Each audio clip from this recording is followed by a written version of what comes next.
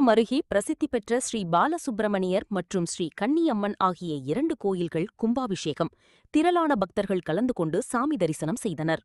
மயிலாடுதுறை மாவட்டம் குத்தாலம் காந்திநகர் பகுதியில் உள்ள பிரசித்தி பெற்ற ஸ்ரீ பாலசுப்பிரமணியர் கோயில் மற்றும் ஸ்ரீ கன்னியம்மன் கோயில் ஆகிய 2 கோயில்கள் கும்பாபிஷேகம் வெகு விமர்சையாக நடைபெற்றது. கும்பாபிஷேகத்தையொட்டி கடந்த நேற்று முதல் கால யாகசால பூஜை தொடங்கி இன்று 2ஆம் கால யாகசால பூஜை நிறைவுற்று பூர்ணாகுதி செய்யப்பட்டு மகாதீபாராதனை காண்பிக்கப்பட்டது. அதனைத் தொடர்ந்து யாகசாலையில் வைத்து பூஜிக்கப்பட்ட புனித நீர் அடங்கிய கடங்களை சிவாச்சாரியார்கள் தலையில் சுமந்து மேளதாள வாத்தியங்கள் முழங்க கோயிலை சுற்றி வலம் வந்து விமான கும்பத்தை அடைந்தனர்.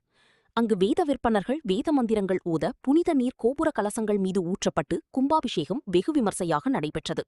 அதனைத் தொடர்ந்து மூலவருக்கு மகா அபிஷேகம் செய்யப்பட்டு மகாதீபாராதனை காண்பிக்கப்பட்டது. இதில் ஏராளமான பக்தர்கள் கலந்து கொண்டு சாமி தரிசனம் செய்தனர். தொடர்ந்து பக்தர்களுக்கும் அன்னதானம் வழங்கப்பட்டது.